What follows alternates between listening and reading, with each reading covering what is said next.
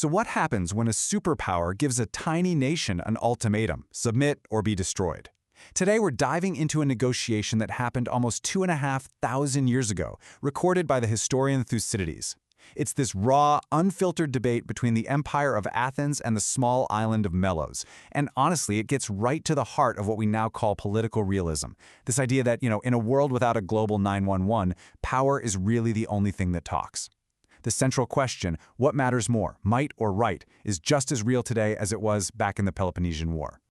Okay, so picture this. The year is 416 BCE. A massive Athenian war fleet, just packed with thousands of soldiers, suddenly appears on the horizon off the coast of Melos, this small, pretty quiet island. Now, the Melians have managed to stay neutral in the huge war between Athens and Sparta, but that neutrality is about to be tested in the most brutal way you can imagine.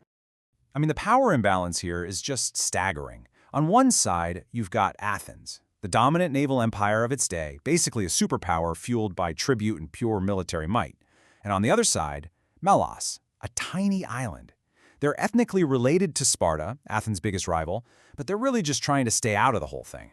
It's a classic David and Goliath story, but with one major difference. This is real history, not a myth. So the Athenian generals land their troops, but they don't attack, not right away.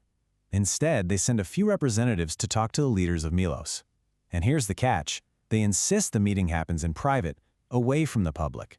They don't want any big patriotic speeches swaying the people. This is going to be a frank and pretty chilling conversation. Right from the start, the Athenians propose something really unusual. No grand speeches, no appeals to honor or ancient history. They want to cut right to the chase, a direct, point-by-point negotiation, with all the sentimental stuff stripped away. They've come to talk about one thing and one thing only: reality. The Melians get it. They see the situation for exactly what it is. With a giant army camped just outside their walls, they know this isn't a friendly chat. They lay it out perfectly. Their choice is between war on one hand and slavery on the other. That's it. Those are the options on the table. And the Athenians basically confirm their worst fears. They just flat out refuse to use fine words to justify what they're doing. They're not gonna pretend they're here to punish some old crime or to bring justice. No, they're here because they're strong and Melos is weak, and they insist that's the only reality that matters in this discussion. And this is what sets the stage for the core of the whole dialogue. This isn't just about one island. It's a fundamental clash between two totally opposite ways of seeing the world. Is the world governed by ideas of right and wrong, or is it all just about power? And right here, the Athenians deliver the most chilling and the most famous line of the whole thing. It's a quote that has echoed through political science for centuries. Justice, they argue, is a conversation that only equals get to have. When there's a huge power imbalance like this one, the powerful get to make the rules, and the weak, well, they just have to live with it. But the Melians have a powerful counter-argument. They warn the Athenians, hey, by throwing justice out the window, you're destroying a principle that actually protects everyone. Empires can fall, they say, and if you fall, you're going to hope for the same mercy and fairness you refuse to show anyone else. It's not just a moral plea, it's a plea for, long-term thinking. You see, they're basically speaking two different languages. To Athens, justice is beside the point here, and security comes from showing everyone how powerful you are. To the Melians, justice is a shield for everyone, and security is built on honor. Their entire idea of the future rests on hope and allies, while Athens only sees what's right in front of them, their own overwhelming strength. So, with their arguments for justice totally shot down by the Athenians, the Melians have to fall back on the only things they have left. And we're not talking about armies or ships here. We're talking about intangibles: hope, the favor of the gods, and the loyalty of their allies. So their case really comes down to three main hopes. First, that, hey, you never know, the fortunes of war are unpredictable. Second, that the gods are just, so they'll obviously side with them against an unjust attacker. And third, that their family over in Sparta won't just stand by and watch them get destroyed, that honor will force them to step in. The Athenians just dismantle these hopes with cold, cynical logic.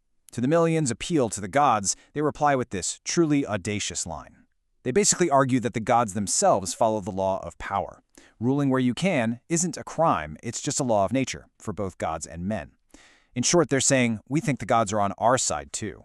And as for Sparta coming to the rescue, the Athenians just laugh it off. They call the Spartans practical, self-interested people, not honorable fools. They say there's no way Sparta would risk its own safety by trying to cross an Athenian-controlled sea to save one little island. For Athens, Spartans' self-interest will always be kinship. Seriously, just imagine being in that room for a minute. Your arguments for justice have failed. You've just been told the gods are on the side of the strong and your allies aren't coming. So what do you choose?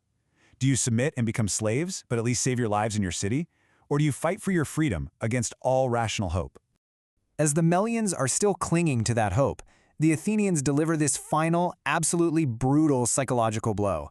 They describe hope as this dangerous comforter, something that lures desperate people to their own ruin. It's this profound warning. If you bet everything you have on hope, you'll only see its true, empty nature at the exact moment you've already lost everything. And that's it. The talking is over. The Athenians leave, and they let the Melians make their final decision. They're not just deciding on a policy here. They are deciding on the fate of their entire civilization.